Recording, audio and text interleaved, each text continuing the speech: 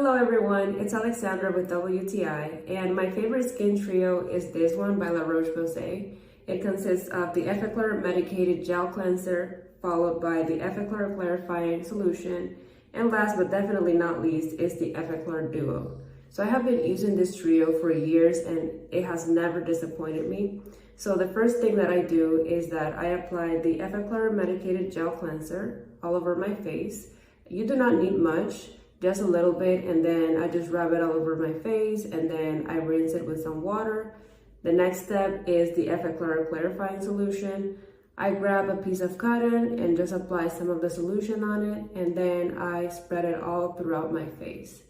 And the last thing that I do is using the Effaclar Duo.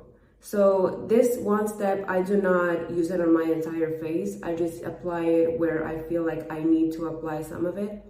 And these three things have been my companion for years now. And as I mentioned, they have never disappointed me. And that is my point of view.